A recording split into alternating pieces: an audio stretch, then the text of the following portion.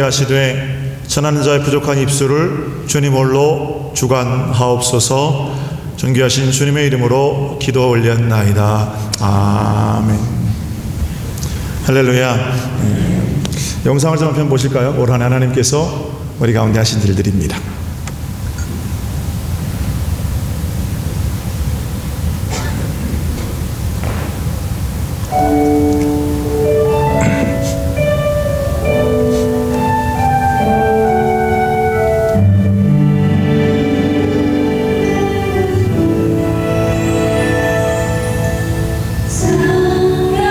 사랑이 넘치보다 사랑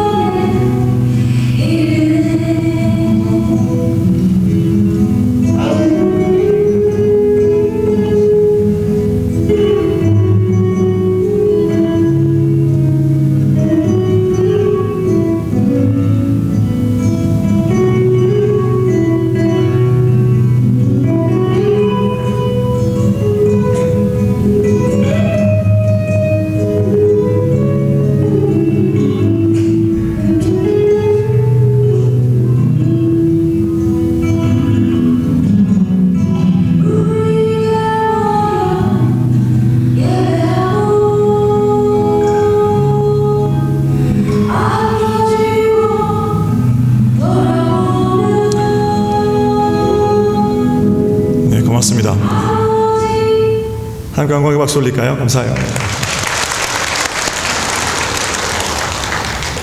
전사님한테 제가 편집을 맡겼더니 중간에 그 책을 넣어놔가지고 제가 굉장히 쑥스러운데 오늘 아침에 그걸 좀 빼라고 그랬는데 아마 시간이 없어서 못 뺀 모양입니다. 송년주일인데요. 올 한 해 매 순간 보호하시고 이제까지 이르게 하신 살아계신 하나님께 감사와 찬송과 영광을 올려드립니다. 옆에 뒤에 분들하고 사랑합니다, 축복합니다, 이렇게 인사하십시오.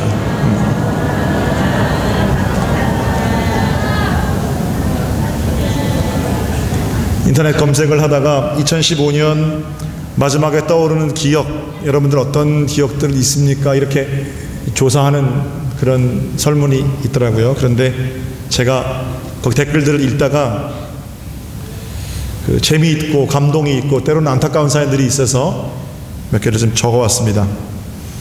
RHTW 뭐 이렇게 시작되는 아이디를 가진 분이 이렇게 댓글을 달았습니다. 개인적으로나 국가적으로나 너무 다사다난했습니다. 어딘가에 많이 휩쓸리지는 않았나. 오히려 모든 게 피곤해서 귀를 막지는 않았나. 연말이 되니까 조금은 뒤를 돌아볼 여유가 생기는군요. 살아가는 일이 고생스럽기도 하지만 기쁨이기도 한 것을 문득 느낍니다. 여러분들도 한 해 마무리 따스히 하시고 새로 오는 2016년에는 더 좋은 일이 생기셨으면 좋겠습니다. 이렇게 썼어요. 요즘 인터넷에는요 작가들이 굉장히 많습니다. 이런 글도 있습니다. 겨우겨우 숨만 붙어서 1년이 지나갔네요. 또 어떤 분은 물가는 점점 오르고 월급은 계속 제자리고 회사는 나가라고 눈치 주고 정말 살기 힘듭니다.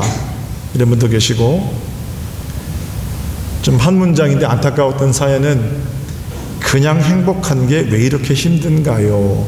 이런 분도 계시고요. 2016년에는 해를 조선이라는 말이 없어졌으면 좋겠네요.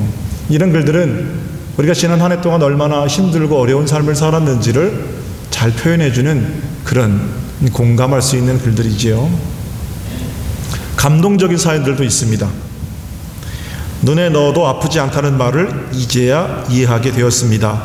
저 딸을 낳았습니다. 그런 사연도 있고요. 작년에는 학교에서 왕따, 학교폭력 너무 힘들었는데 올해는 좋은 친구들을 만나서 내가 우리 반에 이런 도움이 되었습니다 라고 말하는 학생들도 있었습니다. 안타까운 사연도 있습니다. 아들이 하늘나라로 떠났네요. 겨우 6번 생일잔치를 했는데 평생 못 잊을 가슴 아픈 한 해입니다. 부디 하늘나라에서는 아프지 말고 편안하기를 바랄 뿐입니다. 현우야, 건강한 생명으로 이 땅에 다시 오렴. 아무도 널 잊지 않을 거야. 사랑했고 사랑하고 사랑할게. 이런 글도 있습니다. 자, 댓글로 사연들을 쭉 읽어가면서 어떤 댓글에는 아주 짧게 하나님 기도하게 되고, 어떤 댓글에는 그렇게 공감하게 되고, 어떤 댓글에는 눈물이 먼저 앞서는 그런 사연들도 있었습니다. 왜 내가 그걸 재밌게 읽고 있나 저를 들여다보니까 바로 그 사람들의 얘기가 제 얘기고 여러분의 얘기이기 때문이 아닌가 하는 생각을 하게 됩니다. 여러분은 어떠셨습니까? 올 한 해 어떻게 지냈습니까? 그 밑에 댓글을 단다면 여러분 뭐라고 댓글을 다시겠습니까? 올해는 정말 행복했습니다 이렇게 쓰시겠습니까? 아니면 죽지 못해 삽니다 이렇게 쓰시겠습니까? 행복하십니까? 왜 행복하십니까? 불행하다고 느끼십니까? 불행하다고 느끼시는 이유가 뭡니까? 분명한 것 하나 있는데 우리 지난 1년간 살면서 누구든지 즐거운 일과 힘든 일이, 기쁜 일과 슬픈 일이 함께 있었다는 겁니다.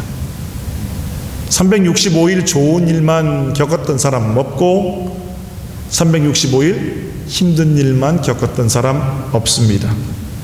아이를 낳아서 행복한 것도 우리 인생이고, 그 아이가 자라서 첫돌 잔치를 목사를 모시고 예배한 것도 우리 기쁨이지만, 아이를 보내서 슬퍼하는 눈물도 여러분과 저의 인생입니다. 아주 엄연한 우리의 인생입니다.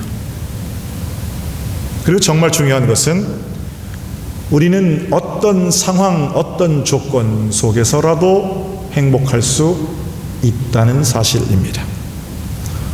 오늘 성년주의를 맞아서 저는 여러분과 함께 행복하게 사는 길 나누면서 말씀을 전하기를 원합니다.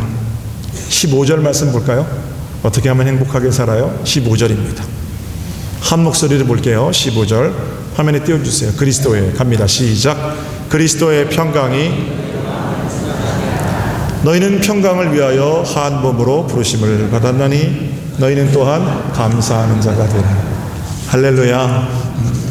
우리의 마음이 평강이 우리 마음을 조장하려면 어떻게 하라고 그러세요? 감사하는 자가 되라 그렇습니다. 고난, 위기, 불안, 두려움 이런 파도가 밀려올 때 그 파도에 함께 휩쓸려 버리지 않는 길은 감사입니다. 평화의 삶을 살기 원하십니까? 먼저 감사하십시오. 행복한 삶을 살기 원하십니까? 먼저 감사하시면 돼요. 16절도 볼게요. 제가 읽겠습니다. 16절 화면 좀 주세요. 아랫부분에 보면 시와 찬송과 신령한 노래를 부르며 감사하는 마음으로 하나님을 찬양하라 그럽니다. 그리스도의 말씀이 우리를 주장해서 우리가 정말 그 벅찬 감격으로 찬송하는데 그리스도의 말씀이 주장하는 바대로 찬양하는 삶은 어떻게 하라고 그러는 겁니까? 감사하는 마음으로 나서라는 겁니다. 그러면 17절에는 무엇을 하든지 말에나 입에나 감사함으로 그 일을 감당하라. 제가 설교를 위해서 본문을 쭉 묵상하면서요, 다른 주옥 같은 구절들이 얼마나 많아요. 그리스도의 평강, 그리스도의 말씀, 이런 수많은 말들을 주신 게 아니라 계속 감사하는 자가 되라. 감사로 찬상하고 노래 부르라. 무슨 일이든지 감사. 그 말씀만 가슴에 남아서 송년주일에 신년을 맞이하는 이번 주간에 감사를 선포하라고 하시는구나 하는 생각을 하게 되었습니다. 행복한 게 있어야 감사하지요. 이렇게 물을 수 있어요. 세상 사람들도 똑같이 말합니다. 그 인격적으로 좀 훌륭한 사람들은 뭔가 조건이 변화되고 감사할 게 생기면 우리보다 더 잘 감사합니다.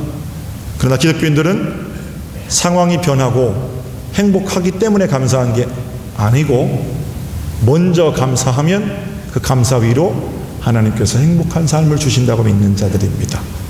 왜냐하면 이 모든 것이 하나님께서 허락하신 것이기 때문입니다. 통계로 행복을 말한다는 것이 조금 조심스럽습니다만 그래도 한 번은 생각해 볼 만한 아주 유의미한 통계가 있습니다. 2015년 우리 대한민국은 GDP, 국민총생산 기준으로 전 세계에서 200여 국가 중에 11위입니다. 수많은 나라들 중에서 무역 규모가 1조 달러를 넘는 나라는 15개국입니다. 강대국들이죠. 1조 달러가 넘는 15개국의 면면을 제가 이렇게 보니까요, 깜짝 놀랄 사실은 우리나라를 제외하고는 전부 다 대국들입니다. 미국, 중국, 일본, 독일, 이탈리아 이런 큰 나라들이 그 15위 안에 들어가 있습니다. 어떤 분들은 일본은 그저 우리나라랑 비슷하지 않습니까? 뭘 잘 모르시는 말씀이세요. 인구로 보더라도요, 일본 인구가 전 세계에서 11위 항상 그 정도 차지하는 나라거든요. 대국이에요. 우리 옆에 있고 매일 우리랑 같이 경쟁하고 우리가 만만하게 보니까 그게 좀 작은 나라 같지만 대국들입니다. 아시아에 3개 국가가 들어가 있는데 중국과 일본 그리고 대한민국입니다. 사실 우리나라가 어떤 자원이 있습니까? 불과 반세기 전에는 한국전쟁을 겪었고 전쟁 이후에 세계 최애 빈국 아니었습니까?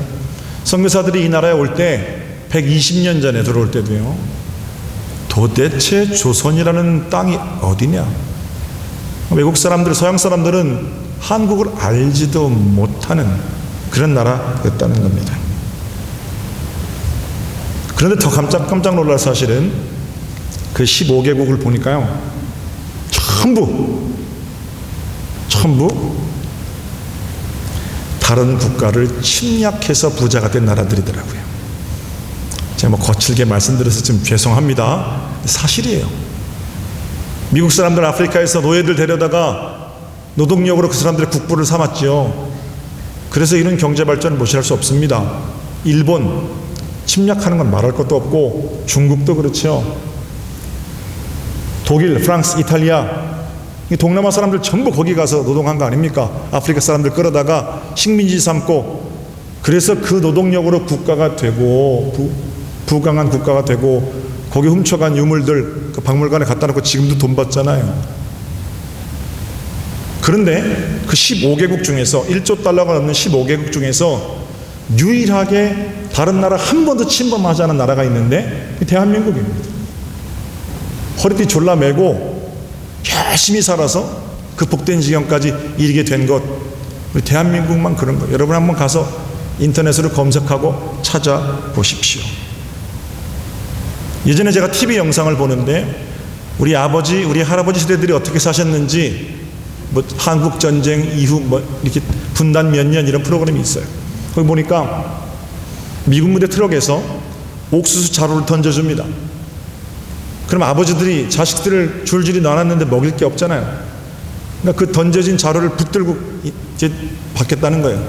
차가 출발하니까 몇 사람들이 힘없는 사람들을 자루 붙들다 떨어지고, 어떤 아버지 하나는 마지막까지 그 자루 붙들고 매달려 가는 걸 제가 보면서, 그게 불과 반세기 전에 우리나라의 모습이었다는 겁니다. 10년 전에 우리 금요철에 할 때 원로자노님들께 제가 간증을 부탁드리면, 원로자노님들 지금 80 넘으신 분들이세요. 꼭 빼놓지 않고 하시는 레퍼토리가 있는데 보릿고개 얘기를 안 하시는 분이 없어요. 젊으신 분들이 계시니까 저도 들은 얘기를 좀 반복해서 말씀을 드려볼게요. 추수 때가 되면 창고에 곡식을 다 쌓아놓지요. 다 겨울 내내 그 먹는 겁니다. 먹다가 보면 1월 되고 2월 되고 그러면 그 쌀 다 떨어지면 먹을 게 없어진답니다. 처음 들어보셨어요? 네. 아니죠. 먹을 게 없어지면 있는 거 없는 거 다 끓여서 먹고, 나중에는 소나무, 제가 소나무도 먹는구나 그랬어요. 소나무 껍질을 벗겨서 그 안에 하얀 것들이 있대요. 그런 걸 다 모아서 끓인답니다. 끓이면 광릉이 같은 거 섞어서 쭉 먹잖아요. 먹고 나면 그 뱃속에 가서 어떤 반응을 보이냐면 차돌처럼 단단하게 굳어진다는 거예요. 뱃속에서. 어떨 때 문제가 생깁니까? 배변할 때 문제가 생기죠. 딱딱하게 굳어진 그 유기물들을 배변하는데 인간의 항문이라는 게 한계가 있잖아요. 그 못 나오는 거예요. 그러니까 그 딱딱한 소나무 껍질 굳어진 그 유기물들을, 배설물들을 내보내면서 항문이 찢어지는 거죠. 그래서 나온 말이 항문이 찢어지도록 가난하다, 그런 말이 거기서 나온 거예요. 원로자노님들 그 얘기를 안 하시는 분은 안 계세요. 그게 몇 년 전 일입니까? 50년 전, 불과 60년 전 우리가 그렇게 살던 사람들이라는 겁니다. 거기 비하면 요즘은 천국이죠. 여성교 총회장님이 이제 1년의 사역을 내려놓으시면서 간장게장을 사다 주셨습니다. 개가 하나가 얼마나 큰지 몰라. 그래서 간장게장 2마리를 탁 갈라서 아버지께 보내드리고, 저희가 맛있는 거 저희만 먹기 좀 그렇잖아요. 그래서 한 마리는 제가 오기 전에 벌써 우리 식구들이 다 먹어 치웠고, 그리고 저는 꼭 한 마리 남겨놔라. 제가 이가 좀 안 좋아서 그걸 잘 못 먹거든요. 와이프가 어느 날 아침에 간장게장을 잘 잘라놨습니다. 식탁에다가. 그날 아침에 부친 계란, 그리고 김치, 우리 교회 김장김치 진짜 맛있거든요. 김치 이렇게 놓고 아침을 먹으라는 거예요. 아침에 가서 아침을 먹는데요, 제가 먹는 걸 워낙 좋아해서 그런지는 몰라도요, 천국이 따로 없더라고요. 너무너무 맛있게 먹었습니다. 우리 아들이 앞에 있다가 반 정도 밥을 먹더니, 아버지 저 안 먹을래요 그래요. 밥맛이 없어요. 아니, 이해가 안 되는 거예요. 너 옛날에 왕들도 이렇게 못 먹었어. 제가 그랬어요. 그리고 나서 생각해 보니까 그 장면이 한 30년 전, 40년 전에 우리 아버지 어머니가 제게 해주시던 말이더라고요. 왕들도 이렇게 못 먹었다고. 생각해 보니까 정말 왕들도 그렇게 못 먹었습니다. 밥을 다 먹고 나니까 사과가 요즘 얼마나 저장이 잘 되어 있는지요. 철도 아닌데 싱싱한 사과를 하나 쪼개서 먹는데요. 그건 정말 먹는 거 안 좋아하시는 분들은 이해가 안 되시는 거예요. 먹을 게 너무 많습니다. 의료시설 어떻습니까? 제가 9시 예배 때 의료민영화 이런 얘기 했더니 이거 하지 말라고 그랬어요. 그건 안 하겠습니다만, 미국 왜 따라가려고 그럽니까? 미국 파마시에 가보면 전부 진통제입니다. 진통제. 수백 종의 진통제들이 있잖아요. 그거 따라가요? 우리나라가? 따라갈 게 따로 있죠. 얼마나 좋은 나라에 사는데. 전 세계가 우리나라를 따라야 됩니다. 의료기준. 몇천 원만 주면 진료받고 몇천 원만 주면 약 먹고, 우리나라만 가지고 있는 의료 시스템 아닙니까? 이런 좋은 나라에 살고 있다는 거죠. 역사상 지배를 받지 않았던 그런 시기가 별로 없는데 2015년 현재 우리나라는 이전에 없었던 최고의 시기를 살고 있다는 건 엄연한 사실입니다. 그런데도 우리가 과연 행복한가? 여러분, 아까 제가 일본하고 비교해서 말씀드렸는데요. 그 잘 산다는 아시아의 맹주였던 일본과 신흥 맹주의 자리를 중국은 좀 제껴놓고요. 위협하고 있는 우리 대한민국하고 행복지수가 몇인 줄 아세요? 2015년 통계로 우리나라 47위고요. 그 통계는 일본하고 매년 엎치락 뒤치락 합니다. 앞섰다가 뒤쳐졌다가. 축구 랭킹하고 좀 비슷한 것 같아요. 야구는 일본하고 우리나라가 제일 잘하거든요. 1, 2위를 다툽니다. 야구 랭킹하고 비슷한 게 있는데 자살률입니다. 65세 이상 노인 자살률은 전 세계가 따라올 수 없을 정도로 우리나라가 최고입니다. 그건 부동의 1위예요.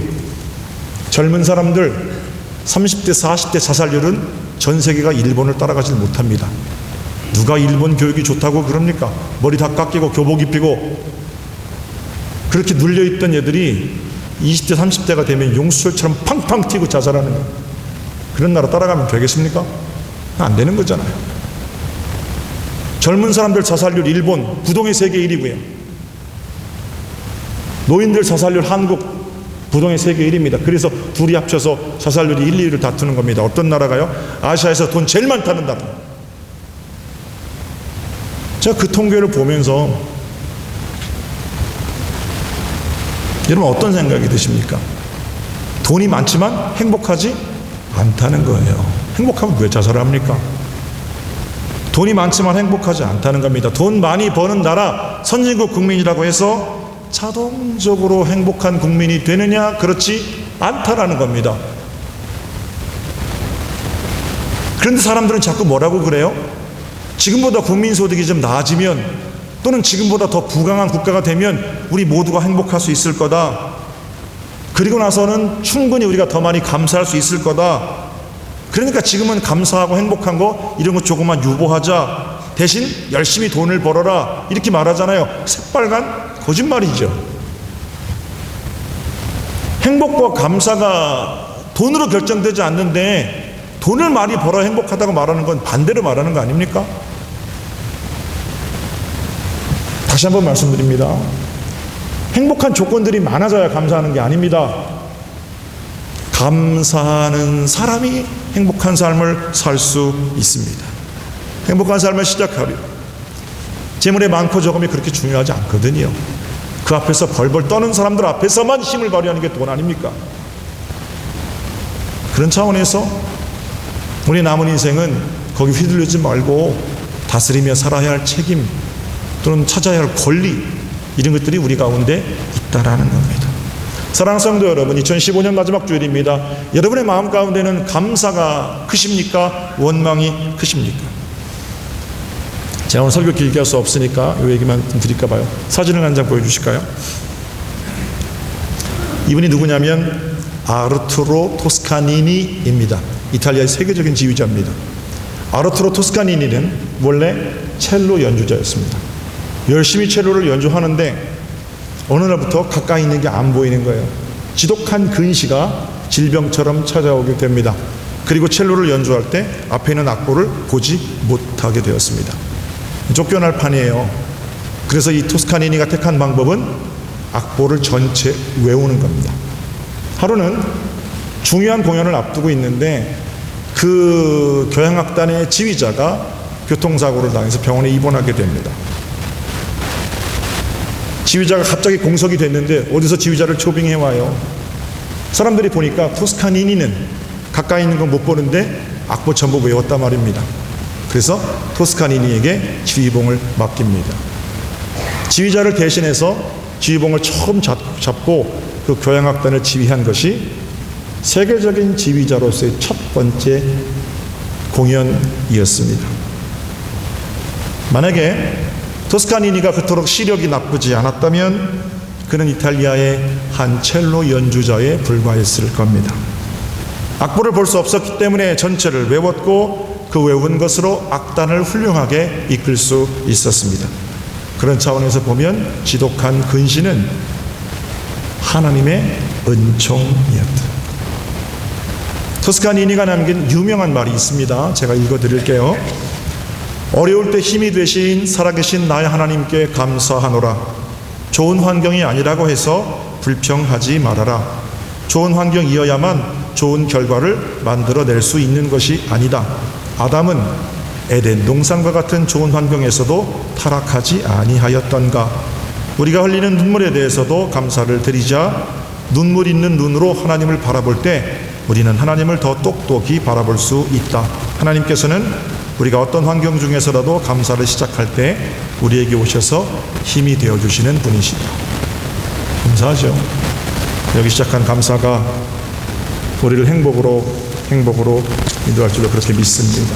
금요일날 우리가 새해를 맞게 되는데요. 우리 중에 하나님 내년에 1월 1일을 주시옵소서 이렇게 기도한 분 계십니까? 하나님 다른 건 몰라도 내년 1월 1일은 우리에게 꼭 주셔야 됩니다. 간절히 소망하고 그렇게 기도한 분 계십니까? 저도 그렇게 기도하지 않았습니다. 그러나 우리가 기도하지 않았음에도 불구하고 우리 신실하신 하나님은 우리를 위해서 2016년을 빚어주셨습니다. 우리의 공로나 노력으로 새해를 앞당길 수 없습니다. 우리의 공로나 노력으로 새해를 미룰 수도 없습니다. 앞당길 수 없고 미룰 수 없으면 누가 주인입니까? 우리가 주인이 아닙니다. 하나님께서 세월 내게 허락하신 시간의 주인이십니다. 그리고 시간의 주인 되신 하나님께서 우리를 누구보다도 많이 사랑하십니다.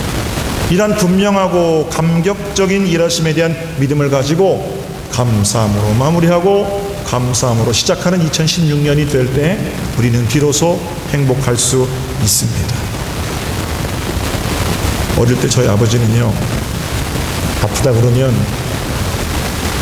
바세린을 발라주셨습니다. 상처가 나도 바세린, 가려워도 바세린 그랬거든요. 어떤 집은 제가 바세린이라고 그러니까 저는 안티프라민입니다 그러시더라고요. 그런데 놀라운 건 바세린 바르면요 웬만한 병은 다 낫습니다. 감사는 바세린 같은 겁니다. 만병통치약이라고 말할 수는 없지만 감사약을 바르면 웬만한 병은 다 낫습니다. 사람들 사이에 문제가 있어요? 감사를 시작해 보십시오. 그 낫나 안 낫나 똑똑히 따져서 거기에 맞는 약을 처방해야 될 것 같지만 먼저 감사 바세린 바르면 회복된다라는 거예요. 씩씩거리고 화를 주체하지 못할 때 그때도 감사약이 참 잘 듣고요. 저 사람 바라보니까 마음이 좀 불편해져요. 감사를 바르셔야 되죠. 하나님께서 그렇게 감사를 시작하게 하실 때 우리의 마무리도 복된 시작도 죽어서 가는 천국이 아니라 이 땅에서 살아가는 천국으로 하나님께서 아름답게 빚어 가실 겁니다. 여러분들에게 승리합시다. 인사할까요?